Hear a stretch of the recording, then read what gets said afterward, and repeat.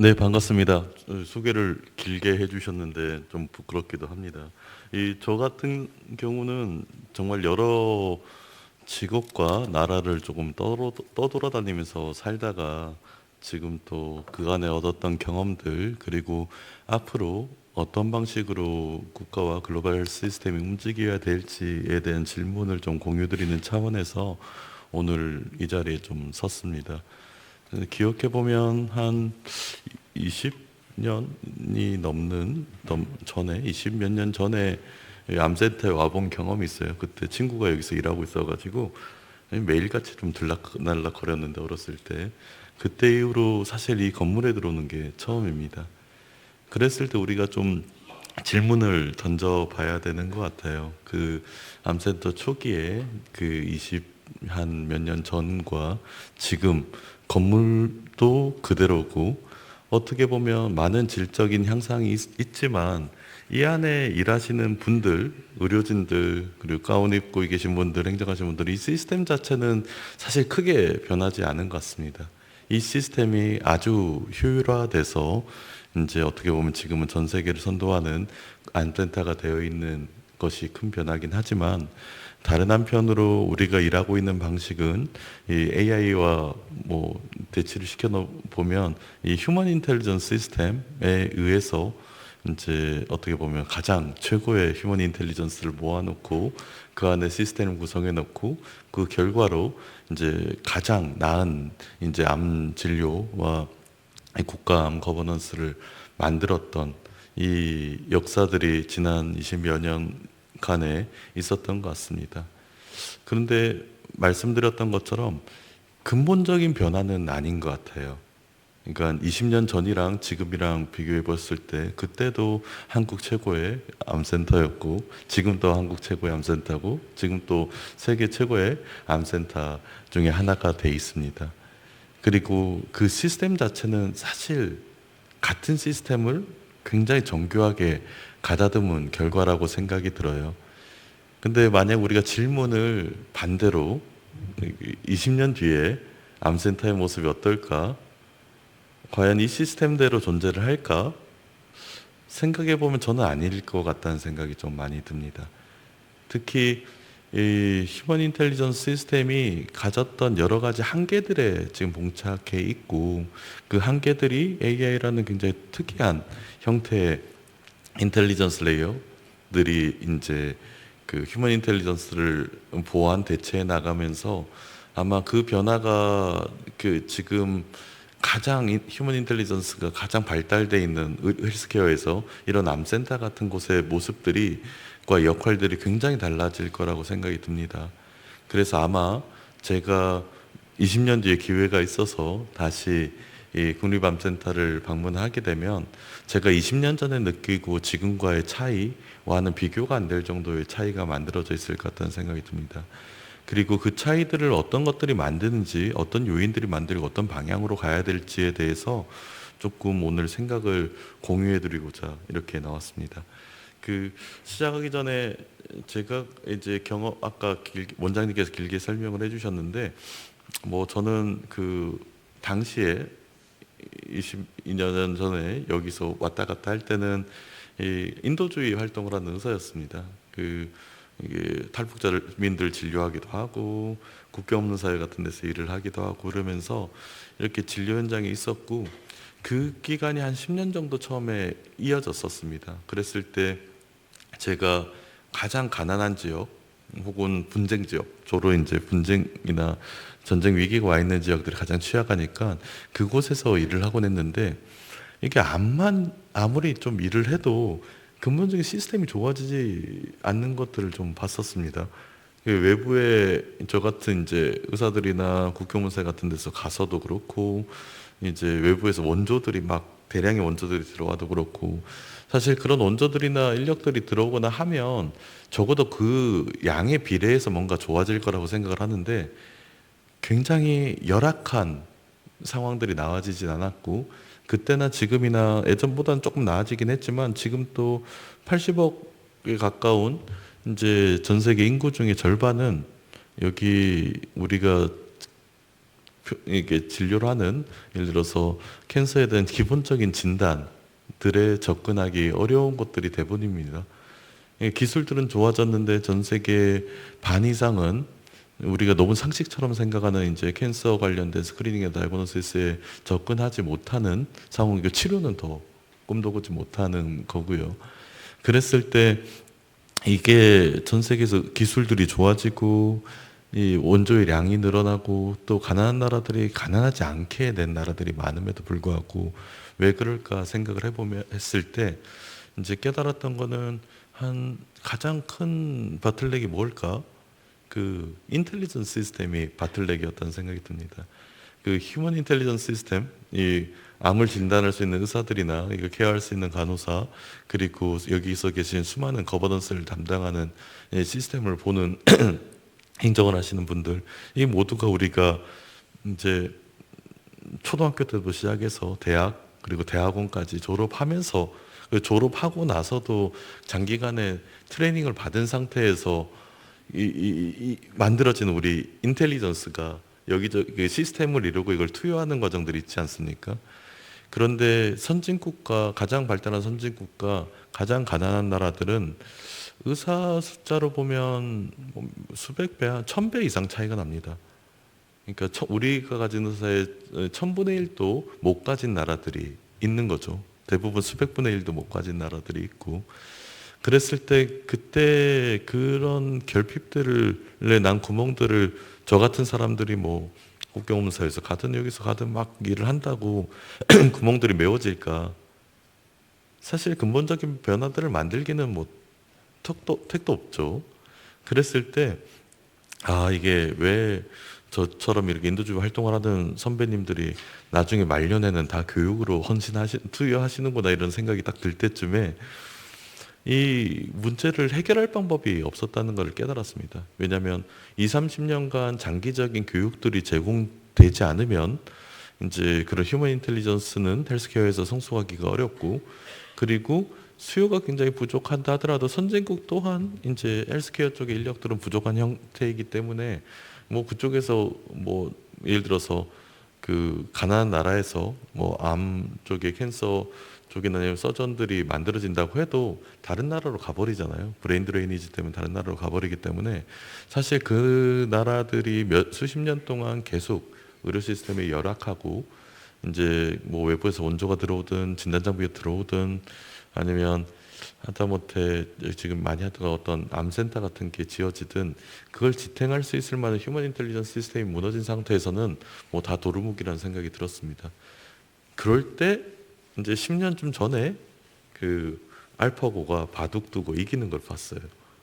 그래서 그때 이제 저도 한참 연구하고 이제 맨체스터 대학에서 인도주의학, 휴미테리언 크라이시스를, 인도적 위기를 전공하는 과가 있어요. 거기 교수로 일을 하고 있었었는데 영국 맨체스터에서 깨달았던 거죠. 이 AI가 어떻게 기존에 있는 휴먼 인텔리전스가 만든 불평등의 새로운 게임 체인저가 될 수 있을까라는 부분을 깨닫고, 저 같은 이게 저는 이제 실제로 카톡도 여기 계신 분들 중에 제일 늦게 썼는데 그 AI로 연구 방향을 틀어버렸습니다. 그래서 이제 10년쯤 전에부터 해서 지금 그때 저희가 팀이 했던 게 구글 딥마인드에서 했던 의료 인공지능 다이아베틱 레티노패시 진단한 것들, 그때보다 조금 더 앞서서 시작을 했어요. 근데 저희 팀 같은 경우는 그거를 모델을 개발하는 것들은 개발을 한다 하더라도 그거를 가장 가난한 국가에 어떤 식으로 안착시킬 건지가 핵심이어서, 당시에도 국경원사회나 WHO나 이런 데 계속 이게 게임 체인저다, 몇 년 안에 바뀐다라고 하면서 막 얘기를 하고 다녔었죠. 근데 뭐 물이나 전기도 제대로 안 들어오는 곳에 무슨 AI냐 하면서 계속 퇴짜를 맞다가 지금 한 1, 2년 전부터 2년도 안 됐어. 한 1년 정도 전부터 국제보건 쪽의 분위기가 완전히 바뀌었습니다. 그래서 주요 글로벌 헬스 컨퍼런스들 혹은 WHO의 세계보건총회에서 가장 주요한 주제는 이 AI가 돼 있고, 이 AI를 선진국에 활용하는 것보다 사실 이제 가난한 나라의 인텔리전스 레이어가 깨져 있는데 활용하는 게 훨씬 더 큰 이제 중요성이 만들어져 있는 거죠. 그랬을 때 사실 저는 솔직히 그 AI가 예를 들어서 국립암센터나 서울대나 병원이나 아산병원에 그 3차, 4차 병원 안에 AI가 들어오는 게 도움이 될까? 아주 크리티컬 도움은 되지 않는다고 생각을 합니다. 이게 여기서 도움이 되려면 AI 기술들이 지금보다 훨씬 더 좋아져야 되죠. 왜냐하면 아직까지는 이 레거시 휴먼 인텔리전스에 이제 AI가 아직은 덤비지 못하는 시기니까. 하지만 우리가 예를 들어서 저기 목포 쪽에 있는 섬, 신안군에 있는 섬에 AI가 지금 현재 수준의 AI가 그 기술적으로 도움이 안 될까? 저는 굉장히 크리티컬한 도움이 될 거라고 생각을 합니다. 그래서 지금 인텔리전스 세계에서 가장 불평등한 것 중에 하나가 저는 그 인텔리전스 시스템이라고 보는데, 왜냐하면 그 교육 시스템이나 이런 부분들은 2, 30년간 안정적으로 유지하기가 굉장히 힘든 나라들이 많죠. 한국이 좀 유별났습니다. 우리 부모 세대들이 교육 시스템을 굉장히 안정적으로 만들어 놓고 집에 뭐 저기 가난하더라도 다들 부모님들께서는 교육에 굉장히 많은 투자를 했기 때문에 다들 여기 앉아 계시는 거잖아요. 그런데 많은 나라들이 그렇지 않기 때문에 이 그 인텔리전스 시스템 자체에 대한 어떤 개선들을 만들기가 어려웠고, 그렇기 때문에 전 세계에서 가장 불평등한 것 중에 하나가 이 휴먼 인텔리전스 시스템이었는데, 지금은 이 AI를 통해서 과감한 개선들이 가능합니다. 그러면 우리가 인텔리전스 시스템을 어디에 써야 될까? 어떤 방식으로 인텔리전스 시스템의 이제 거버넌스를 만들어야 될까? 그리고 제목에 썼듯이 이제 우리가 만약 그 글로벌 캔서 인텔리전스라는 이제 한국에 있는 그 암 환자, 혹은 잠재적 암 환자들을 전주기적 사이클로 디자인해서 케어하는 데 도움을 주는 그 우리가 가진 휴먼 인텔리전스 시스템에 AI가 도입돼서 하나의 조금 더 그 확장된, 증강된 인텔리전스 시스템을 만든다고 하면, 그리고 그게 국경을 넘어가서 디지털 인텔리전스니까 국경을 넘어가서 쓸 수 있다고 하면 그래서 소위 글로벌 캔서 인텔리전스라는 게 구성된다고 하면 이게 어떤 방식으로 구성이 돼야 될까? 어떤 방식의 인텔리전스, 그러니까 지금 글로벌 캔서 인텔리전스는 여기 계시는 교수님들과 여기 계시는 우리 선생님들이시잖아요. 근데 이게 AI와 함께 연결돼서 새로운 형태의 캔서 헬스케어에 관련된 인텔리전스 시스템이 만들어진다고 하면 그게 어떤 모습이 돼야 될까? 그게 사실 지금 갈림길에 있습니다. 왜냐하면 그 여기 계시는 분들 AI 열심히 연구하시는 분들도 있고, 또 이제 내셔널 레벨에서 AI를 어떻게 적용해야 될지 고민하시는 분들도 있고, 국가 단위에서도 이재명 정부 들어와서 저희가 AI 기본사회라는 이제 생각을 가지고 엄청 노력을 했습니다. 전 국민들에게 기본적인 삶, 그 AI 기본 의료 이런 개념들도 지금 최근에 저희가 구성을 해서 대통령께 보고하는 자리들도 만들었었는데, 공개 보고하는 자리를 이런 식의 아젠다를 가지고 우리가 설계해 나가는 시기가 이 그 폴리시 윈도우가 굉장히 짧다고 생각이 들어요. 저는 다음 15년 정도 뒤에 AI 전환들이 완전히 끝날 거라고 아니, 1차적인 전환들은 기술적인 전환들 끝날 거라고 생각을 하는데, 그렇게 됐을 때 이제 주로 이걸 리드하는 곳은 이제 프라이빗 섹터들입니다. 우리로 치면, 예전으로 치면 글로벌 제약회사들이 의료 시스템 전체를 바꾸고 있는 것과 비슷해요. 일부 글로벌 빅테크 그룹들이 만드는 기술들, 그 인프라스트럭처가 전 세계 의료 시스템을 전환시키고 있을 때, 우리가 지금 한 4, 5년 안에 만들어지는 이 헬스 시스템 혹은 캔서 인텔리전스에 대한 원형들을 조금 더 공공의 우리 환자들을 중심으로 잡아내지 못한다고 하면, 아마 그 이후에 다음 10년의 전환들은 이 5년간에 만들어진 굉장히 민간 중심의 캔서 인텔리전스 시스템으로 기반으로 전환될 가능성이 높습니다.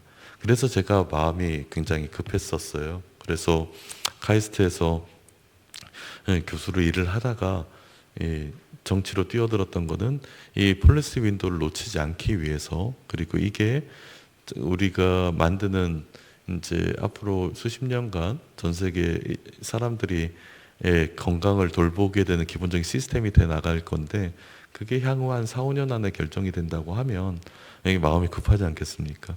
그래서 저는 제 일을 하고자 이제 연구나 이런 것들 좀 멀리 두고, 그 저보다 잘하시는 분들이 많으니까 지금 정부에 들어와서, 아니 그 국회에 들어와서 하고 있는 거는 이 글로벌 AI 기본 사회라는 큰 원칙 안에서 이 헬스 시스템을 포함한 이 소셜 시스템이 전환이 됐을 때 어떤 원형으로 만들어져야 될까, 이 부분들을 잡아 나가고 있습니다. 이 슬라이드의 내용들은 사실 그 개념들을 조금 구체화시켜 놓은 확장이에요. 그리고 이게 제가 앞에서 말이 긴 거는 원래 슬라이드를 안 쓰고 얘기를 합니다. 왜냐하면 슬라이드를 얘기하면 이게 어떻게 보면 너무 이게 구조적으로 만들어진 얘기들만 할 수밖에 없어가지고 자연스럽게 차 마시면서 대화하듯이 이렇게 얘기를 하는데, 오늘은 좀 슬라이드를 좀 준비를 해봤어요. 이게 다음 한 10분간 정도는 제가 슬라이드에 있는 내용들을 간략하게 쭉 프레젠테이션을 하고, 그리고 가능하면 조금 길게 충분한 시간을 가지고 이게 Q&A를 좀 받아보면 좋을 것 같습니다. 현장에 계신 분들이 가장 중요한 질문들을 가지고 있는 게 많아서 제가 가진 질문들 뭐 한 반쯤 공유하고 나머지 반은 가지고 계신 질문들 공유 받는 걸로 이렇게 해보겠습니다. 그래서 제가 지금 서두에서 좀 말씀드렸듯이 지금 저희 강의는 제가 5개 질문들을 가지고 좀 구성을 했습니다.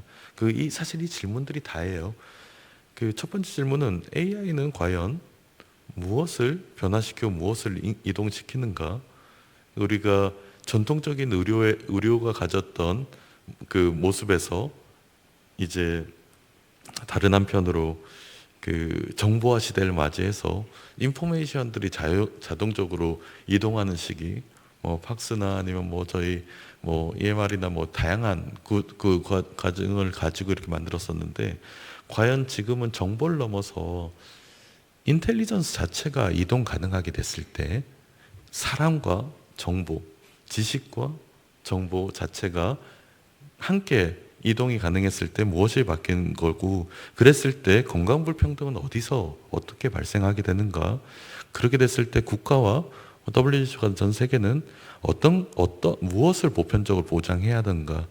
그리고 그때 국제보건 리더십, 캔서의 리더십은 국립암센터가 역할을 맡게 될 거고, 다양한 형태의 국제보건 리더십은 어떻게 바뀌어야 되고, 그때 국립암센터는 이 모든 거를 위해서 무엇을, 특히 캔서 AI, 저는 이제 캔서 인텔리전스라 부르는 부분들을 어떻게 보편적으로 보장 가능한 방식으로 설계를 해나갈 것이고, 그게 국가 단위에서 그리고 대한민국을 기반으로 이제 글로벌 단위에서 어떻게 만들어져야 될까라는 것들입니다. 그래서 오프닝 질문은 단순했습니다. 20년 후 암을 가장 많이 치료하는 사람, 어떻게 보면 이게 약 처방하고 수술을 하고 이렇게 살리는 것보다 프리벤터블한 캔서들 혹은 트리터블한 캔서들을 어떤 시스템이 가장 많이 낮추게 될까? 저는 그게 의사나 AI나, 그러니까 사람이나 AI가 아니고 사람과 AI가 결합된 형태의 새로운 헬스 시스템이 공공을 위해서 좀 디자인을 했을 때 그게 사람을 가장 많이 살릴 거라고 생각합니다. 어쨌든 휴먼 온리 인텔리전스 시스템, 헬스 시스템에서 우리는 AI로 증강된 헬스 시스템으로 전환이 될 거고, 전환이 되는 시스템을 어떻게 설계하는가에 따라서 실제 국가 단위에서 암 환자들에 대한 생존율, 그런 암 스크리닝으로 돼서 저 국가 전체 이제 평균 연명이나 이런 부분이 늘어날지 말지는 우리가 이 개별 기술들이 아닌 시스템을 어떻게 설계하는가에 따라서 달라져 있습니다. 그랬을 때 AI를 좀 의료기기처럼, 도구처럼 생각하시는 분들이 많은 것 같아요. 그랬을 때 저는 AI가 우리가 그냥 쓰는 여태까지 발명된 수많은 의료기기, 의료인공지능이 그런 게 아니고, 실제 우리가 하는 판단이나 예측, 설명이나 학습 자체를 이제 매개를 하는, 그리고 우리가 이제 휴먼 인텔리전스와 연계돼 가지고 이제 여러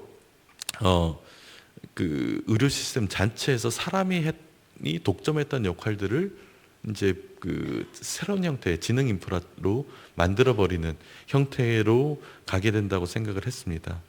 그랬을 때 암 진료에서 이런 지능은 무엇일까라고 생각을 해보면 이게 보통 이렇게 생각을 하시잖아요. 우리가 많은 환자들의 일반인들의 AI가 우리가 뭐 여러 가지 의료 정보들 그리고 MRI나 뭐 여러 가지 다른 형태의 바이오마커들을 종합을 해서 우리를 대신해서 혹은 우리와 협업해서 뭔가를 진단하는 걸 도움을 준다라고 생각을 하는데 실제로 이제 국가 이제 암 사업을 여기 총괄을 하시니까 그랬을 때는 암의 생존율이나 전체 암으로 인한 사망률을 낮추기 위한 방법은 예방부터 이제 우리가 가진 비헤비어럴 팩터들이나 아니면 뉴트리셔널 팩터들이나 이런 전반적인 프리벤션에 부터 시작해서 스크리닝 그리고 다이그노시스 그리고 치료에 대한 선택 그리고 팔로우하는 이 전체 사이클에서 휴먼 인텔리전스가 가장 약한 곳에서 그러니까 어떻게 보면 암센터 안에서 이렇게 치료를 하고 진단을 하는데 사용되는 것보다 이 암 전주기 안에서 휴먼 인텔리전스 필요하지만 제대로 분포되지 못해서 가장 이제 병목 형상이 만들어지는 것에서 AI가 크게 도움이 될 가능성이 큽니다. 반대로 얘기하면 반대로 아니라 다른 케이스로 얘기하면 한국은 우리 이 예방부터 추적 생존자 관리까지 전 사이클 안에서 사실 휴먼 인텔리전스가 대부분의 자리에서 자리를 잡고 있습니다. 그런데 아까 말씀드렸듯이 인구 80억의 절반, 절반도 아니야 한 60억 정도 4분의 3은 이 전체 사이클에 다 깨져 있습니다. 그러니까 진단과 치료뿐만이 아니고 예방과 위협형과 스크리닝 하는 것까지 다 깨져 있고 그랬을 때 WHO나 이런 WHO에서 암을 포함한 이 만성질환의 관리에 대한 제가 가이드라인 한번 썼던 적이 있었는데 거기서 가장 중요하게 이제 전략으로 잡고 있었던 건 지금까지는 이 얼리 스크리닝이었어요. 왜냐하면 진단이나 치료로 갈 때 필요한 굉장히 어드밴스된 이 휴먼 인텔리전스를 그 국가에서는 마련할 수가 없기 때문에 우리가 할 수 있는 방법은 이 전 사이클 안에서 얼리 스크리닝하고 그리고 비헤비어 팩터들 조정하고 여기에 집중을 해서 전체 프리벤터블 데스를 이제 절반 이하로 낮춘다는 게 이제 최근 한 10년 동안의 노력이었습니다. WHO를 비롯한 국가들의. 그런데 그것마저도 쉽지가 않았어요. 개도국 같은 데서는 우리 안에서 이제 어떻게 보면 여기서의 인력들과 저 신안군의 안에서 이제 관련된 의료 인력들의 역량들이 굉장히 불평등하게 분포돼 있었듯이 전 세계로 보면 이제 암에 대한 캔서에 대한 매니지먼트 사이클 전체가를 지탱할 수 있을 만한 휴먼 인텔리전스가 망가져 있었는데 근데 지금은 이 AI가 한국은 이 전 사이클 안에서 가장 우리가 관리하기 어려운데 투입이 될 수가 있고 이제 전 세계 인구의 4분의 3이 사는 지역 안에서는 예전에는 불가능했던 이 암 캔서에 대한 매니지먼트 자체가 가능한 시점에 와 있습니다. 그랬을 때 결국에는 우리는 기술적인 솔루션은 확보를 하게 될 것 같아요. 그게 많은 일반 환자분이 생각하듯이 의사들을 간호사들을 AI가 대체하는 형태가 아니고 AI가 이제 1차 진료 환경에서 결합돼서 같이 해서 볼 수 있는 혹은 스크리닝 할 수 있는 기본적인 진단의 범위를 굉장히 확장되든지 혹은 개발도상국 안에서 이제 커뮤니티 헬스 워커가 AI와 협업함으로 인해서 그 지역에 아예 존재하지 않는 의료진들, 의사들의 임상적인 역량과 스크린할 수 있는 역량들을 확보해 나갈 수 있을지 그 부분에 대한 기술적인 솔루션은 확보가 돼 있고 아마 이게 도입돼서 정착된 다음 1년에서 3, 4년 안에 굉장히 성숙된 시스템이 만들어질 것 같아요. 기술적으로는. 그 문제는 이걸 어떤 식으로 배치하는가에 대한 문제인 것 같습니다. 그랬을 때 한국이 가졌던 AI 기본 사회 안에서 AI 기본 의료 여기에 대한 관점은 어떻게 보면 단순히 가장 쉬운 예가 우리 1차 의료 시스템을 1.5차 의료 시스템으로 확장하는 겁니다. 그래서 한국의 이제 수도권에는 각 세부 전문의들이 다 있고 목포에 있는 신안군에는 이제 의사는 있는데 어떻게 보면 세부 전문의들이 없지 않습니까? 그랬을 때 결국 AI와 1차 진료의가 협업하는 환경들을 만들어서 그 1차 진료의가 볼 수 있는 스크리닝 할 수 있는 기본적인 진단을 하고 이제 임상적 판단할 수 있는 진단의 범위를 이제 필수 의료 공백이 없을 정도로 이제 확대해 나가는 거. 그래서 1차 의료를 일종의 1.5차 의료를 만들어서 1차 의료와 2차 의료 시스템 사이를 매개할 수 있게 만드는 게 그래서 보편적인 접근성들을 보장성들을 지역반에 이제 불균형함이 없을 정도로 만드는 게 1차적인 시스템의 원형입니다. 그리고 그때 당연히 AI가 사람이 하는 클리니컬 디시전 서포팅을 했을 때 발생할 수 있는 오류나 그레이 에어리어들은 이제 수도권에 있는 의사가 원격 진료를 한다기보다 이제 원격으로 슈퍼비전을 도와줄 수 있는 형태의 시스템을 잡고 있고, 이게 개발도상국이나 가난한 나라들로 가면 아까 말씀드렸듯이 커뮤니티 헬스 워커가 AI랑 협업을 해서 의사의 1차 진료에 준한 이제 임상 능력을 갖게 되는 거, 그리고 역학하는 에피데미올로지스트가 없는 곳에서는 마찬가지로 커뮤니티 헬스 워커나 그 지역에 있는 그룹들이 AI랑 협업을 해서 기본적인 에피데미올로지 리스폰스를 할 수 있게 만드는 게 시스템 원형으로 잡혀 있습니다. 그러면 이런 기술적인 부분들은 사실 걱정할 필요가 없을 정도로 기술들이 굉장히 빠르게 좋아지고 있는데, 결국 그 AI가 이 공공재가 될 것인가 아니면 AI가 사적인 상품이 될 것인가, 이 갈림길에 놓아져 있는 것 같습니다. 그래서 AI가 기업들에서 사적 상품이 될 때는 지금 우리가 가진 이제 경제적 불평등성이나 지역 간의 불평등성 혹은 구매력에 따른 국가 간의 불평등성이 그대로 고착화될 가능성이 높습니다. 물론 어느 정도 상향 평준화되는 부분들은 있을 거예요. 아예 의료 인력이 없거나 크게 부족한데 그거를 채워줄 수 있는 부분들이 되니까, 그랬을 때 이제 그런 방향에도 불구하고 사적 상품이 될 때는 현재 의료 불평등성을 그대로 유지할 가능성이 높다는 거. 하지만 이제 공공재가 될 때는 이 전문지능이 전 세계적으로 조금 더 평등하게 나갈 수 있다는 거, 이 차이들이 만들어져 있을 수 있습니다. 그랬을 때 저는 이거를 인텔리전스 디터미넌스 오브 헬스라고 부르는데, 기존에 이제 소득이나 교육이나 주거나 환경 같은 건강에 대한 사회적 결정 요인들과 보건체계 결정 요인들, 이제 보험이나 의료기관이나 인력이나 의약품의 시스템의 질들이 지금은 헬스 시스템과 이제 소득, 교육, 주거, 환경 모두에 이 AI가 만드는 지능의 전환들이 영향을 주게 됩니다.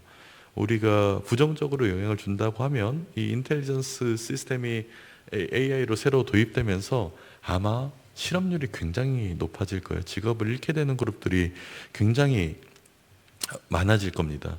그러면서 우리가 가진 교육제도, 인간이 이제 뭔가를 생산했을 때 이제 더 이상 이제 기업들이 뭔가를 생산했을 때 사람이 필요 없는 형태의 생산, 이게 노동 없는 생산으로 가게 됐을 때 그게 만들어놓은 경제적 충격이나 노동에 대한 충격들이 사람들을 굉장히 가난하게 하거나 소득적으로 불평등하게 하거나 어려움을 맞게 될 가능성이 크고, 의료 시스템 또한 굉장히 빠른 전환들을 맞이하게 될 겁니다. 근데 이 모두가 이 AI가 이게 의료 시스템뿐만 아니라 전 세계의 이런 기본적인 소득, 교육, 주거, 환경이 모든 부분들에 대한 영향을 줄 거기 때문에 여기에 대한 의료에 대한 영향들이 결국 사람들의 이제 건강 문제를 결정하게 되고, 특히 이게 만성 질환 같은 캔서 같은 만성 질환의 유병률과 패턴들에 굉장히 큰 영향을 주게 될 것 같습니다. 그랬을 때 저는 이제 지금 이걸 원고를 작성하고 있는데 그 유니버셜 헬스 커버리지가 지금까지 했던 WHO 등 국제보건의 가장 큰 화두에서 모든 사람들에게 보편적인 의료 보장을 하게 되는 거, 그거를 저는 이 유니버셜 인텔리전스 커버리지 전 세계 모든 사람들에게 기본적인 인텔리전스에 대한 접근성, 그러니까 우리가 그냥 무료로 챗 GPT를 쓰고 이런 게 아니고 모든 국가의 의료 시스템, 그리고 한국에서는 수도권과 이제 저희 전남과 같은 이제 지방 지역 간의 그 인텔리전스 시스템, 헬스케어에서의 인텔리전스 시스템은 의료진들의 분포가 될 수도 있을 거고, 다른 분야의 그 지능의 격차들은 또 뭐 금융에 대한 부분들이나 아니면 여러 가지 이제 법률에 대한 접근성들이 이런 부분이 될 수 있는데, 여기에 대한 접근성 자체가 그 유니버셜리티를 가질 수 있는 보편적인 접근성을 가질 수가 있는 기술적인 인프라가 만들어지고 있습니다. 예전에는 휴먼 인텔리전스가 한 명의 뭐 종양내과 의사를 만들기 위해서는 굉장히 오랜 트레이닝 시기와 이제 그 자원들이 들어가야 만들 수 있는 거기 때문에 그 인력 자체가 너무나 숫자가 적었었어요. 숫자가 적으니까 더 많은 그 지불을 할 수 있는 곳에서 이런 종양내과 의사들은 자리 잡고 일을 하는 구조였고, 그렇지 못한 국가들은 아예 없는 구조였는데, 이 AI가 사람과 결합됐을 때 그 사람 자체에 대한 증진들은 좀 속도가 느릴 수도 있지만 AI 기술들에 대한 진화들은 너무나 빠르게 이루어질 수 있기 때문에, 그리고 중요한 거는 디지털 인텔리전스는 복제 가능하기 때문에 이 부분들은 우리가 마음만 먹는다고 하면 그 10만 명의 종양내과 의사와를 만들 수 있는 기술적인 기반들이 이제 공유될 수 있는 기술적 기반들은 가능할 것 같아요. 그랬을 때 뭐 AI가 독자적으로 판단한다기보다 AI가 예를 들어서 우간다나 이제 베트남에 있는 이제 내과 혹은 이제 GP 일반의와 이 AI가 결합되면서 기존의 그 일반의가 할 수 없었던 임상적 판단을 하게 되는 것까지는 나가게 될 것 같습니다. 그게 한국과 같은 곳과 비교를 하시면 좀 어려워요. 한국은 아까 말씀드렸지만 가장 최상위의 인텔리전스를 가지고 있죠. 휴먼 인텔리전스를 가지고 있죠. 그리고 한국에 있는 종양내과 선생님들이 AI와 결합했을 때 향상될 수 있는 의료의 질도 그렇게 높지는 않은 것 같습니다. 근데 문제는 어쨌든 제가 말씀드리는 거는 이런 그룹들이 없는 곳, 국립암센터 같은 곳이 아닌 곳에서는 아마 그 근본적인 시스템 변화가 있을 거라고 생각이 듭니다. 그랬을 때 저는 이제 조금 응답을 좀 받아야 되니까 이 캔서 AI, 그 글로벌 캔서 인텔리전스의 성공은 이 우리가 만드는 캔서 인텔리전스라는 것 자체가 가장 필요한 곳으로 확장되는 것, 그리고 국립암센터가 지금 여러 국가의 암 거버넌스를 맡고 계시듯이 이 국립암센터에 입원하거나 여기서 진료받는 외래를 보는 이분들뿐만이 아니고 이 우리가 가진 이 난리지라 우리가 만든 시스템, 국립암센터가 한국에 있는 AI 전환의 여러 빅테크 기업들이나 국가 AI 기본 사회를 만들려고 하는 정책 그룹들과 연대를 해서 이 캔서 인텔리전스 자체가 국립암센터에 국한되어 있지 않고 한 시간축으로 보면 지금 하시는 이제 전 주기로 확장이 되고, 이제 지역적인으로 보면 이 일산이라는 이 고양도의 이 공간을 넘어서 대한민국 전체의 공공의료 시스템 안에서 만들어지는 캔서 매니지먼트가 이제 공공의료원이 이런 곳에 만들어지는 것들에 대한 증진들, 그리고 한국에는 국경을 넘어서 우리가 만든 인프라스트럭처들이 전 세계의 주요한 이제 캔서 매니지먼트를 근본적인 인텔리전트 인프라스트럭처가 되게 만드는 거, 그게 그 국립암센터가 홈페이지에도 나와 있듯이 세계적인 암센터를 지향을 한다고 하면 이 방향을 피하실 수가 없고 이 책임을 맡지 않으실 수가 없을 것 같습니다. 왜냐하면 대한민국의 위치가 전 세계 저희 이재명 대통령께서 계속 이제 글로벌 AI 기본 사회를 이제 전 세계의 G20나 G7이나 UN 총회 같은 데서 계속 말씀을 하고 계시고 이걸 하나의 한국이 해야 될 책임으로 만들고 있습니다. 그게 의료 분야에서는 국립암센터의 역할이 기존에 보건복지부와 했던 이 캔서 전체 매니지먼트의 역량과 결부돼서 이 글로벌 캔서 인텔리전스를 가장 앞선 형태의 인텔리전스를 만들고 가장 필요한 곳으로 확장시켜 나가는 거, 이런 부분들이 이제 주요한 역할이라고 생각이 듭니다. 그랬을 때 저는 마지막으로 넘어가면 그걸 하기 위해서 제가 했던 노력은 한 두 가지가 있었습니다. 하나는 글로벌 AI 기본 사회라는 전략안을 제가 국회로 들어와서 이제 디자인을 했어요.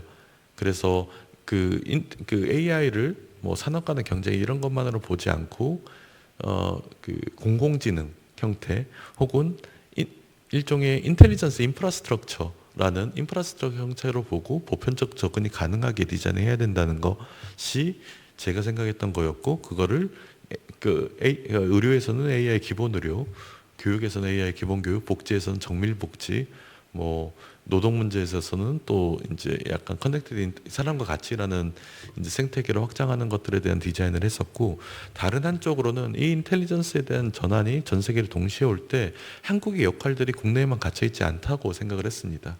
그랬을 때 이 다자강 기구, 이제 특히 WHO라든지 아니면 UNDP라든지 그 IMF, UNHCR이나 유니세프 같은 이제 인도적 기관이라든지 이런 기구들의 AI 기능을 이제 한국에 있는 단일 캠퍼스로 옮기기로 합의를 했습니다. 그래서 이거는 이미 만들어지기로 결정이 됐고 9개 유엔 기구들이 AI 기능들이 한국에 있는 단일 캠퍼스로 만들어지고 내년부터 가동을 시작할 겁니다. 그랬을 때 이 기구들에서 헬스케어 부분, AI로 전환된 헬스케어에 대한 가장 중요한 파트너, 특히 그 캔서로 대표되는 그 크로닉 디지즈들을 관리할 수 있는 시스템의 역량, 글로벌 캔서 인텔리전스로 부르는 것들에 대한 원형들이 형성된다고 하면 저는 그게 이런 유엔 기구들과 국립암센터 그리고 뭐 일부 뭐 서울대나 카이스트에 있는 공학 쪽에 있는 그룹들, 그리고 이 그룹들과 연계되는 전 세계 주요 연기 기관들이 이 글로벌 AI 허브라는 이 컨셉 안의 시스터의 역할을 맡아서 이제 글로벌 캔서 인텔리전스 같은 것들을 형성할 수 있지 않나라는 생각이 듭니다. 그랬을 때 이제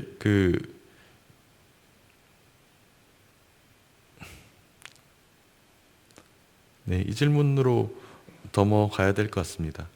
그래서 지금 뭐 마지막 1분 동안 마무리 드리고 싶은 거는, 세계는 지금 인텔리전스 트랜지션으로 인해서 격변을 하고 있고, 이 격변하기 전에는 이제 한국의 역할들은 뭐였냐면 유럽과 미국이 만드는 시스템, 표준들을 굉장히 빨리 가장 빠른 속도로 따라잡고 지금 그 시스템이 만든 생태계 안에서 한국이 주요한 축이 돼 있습니다. 그런데 지금 한국이 가진 역할들은 그런 역할들이 아닌 것 같아요. 이 트랜지셔널 기관에 이제 산업혁명 이후에 전 세계 의료 시스템과 사회보장 시스템 이런 부분들에 대한 발명들이 유럽이라는 곳에서 만들어졌다고 하면 지금은 너무나 시대적으로 이 동아시아에서 만들어지고 있는 시기입니다. 그랬을 때 이런 트랜지셔널한 기간에 기존의 유럽이 하던 역할들이 유럽이 하기가 어려운 상황에 놓여졌고 미국은 다자주의에서 후퇴하고 있기 때문에 이런 역할들을 저는 한국이 이렇게 원튼 원하지 않든 어쩔 수 없이 맡게 돼야 되는 부분들이 있습니다. 한국이 아니면 같은 국가 아니면 중국 같은 국가에서 맡게 될 건데, 중국이 이런 미중 갈등 때문에 지정학적으로 이걸 표준들을 만들어서 확장하기 쉽지가 않습니다. 그랬을 때 이제 한국이 AI 사회 시스템, AI 의료 시스템에 대한 여러 가지 경쟁은 있겠지만 그 중에 하나의 표준, 하나의 모델들을 생태계를 구성해야 되는 위치가 있는 것은 거의 확실한 것 같아요. 그랬을 때 그 영역 안에서 캔서로 대변되는 이 생애 전주기에 이 관리해야 되는 이 시스템이 갖는 부분들에 대한 새로운 형태의 그 캔서 인텔리전스에 대한 이제 기본적인 생태계 원형들을 그 국립암센터에 계시는 분들이 이제 여기서 있는 AI만 하시는 분들이 아니고 이 전체 그 전 암의 전 분야에 대해서 계시는 분들, 그게 이 정도로 모여 있고 단일한 인스티튜트를 만든 곳은 없으니 여기서 논의를 해주셔서 이 AI 기술들이 각 암 영역에 어떤 방식으로 적용될지, 그게 진단이나 치료에 어떤 보조적인 영역을 넘어서 각 암이 가지고 있는 특정한 에티올로지에 맞춘 전 생태계를 에서 이제 보완이 이루어지고 생태계 전환이 이루어졌을 때 이 AI가 어떤 방식으로 이 새로운 생태계를 형성해야 된다는 것들에 대한 논의가 저는 이 국립암센터에서 만들어질 수밖에 없다고 생각이 듭니다. 그래서 부탁드리고 싶은 말씀은 AI의 미래는 이 그 카이스트와 같은 곳, 서울공대와 같은 곳, 이 AI 엔지니어링을 하는 곳의 역할들은 아닙니다. 그 시기는 이미 지나 있고, 그리고 국립암센터 안에서도 AI를 연구하시거나 도입하시려고 하시는 일부 선생님들만의 영역의 역할도 지나 있습니다.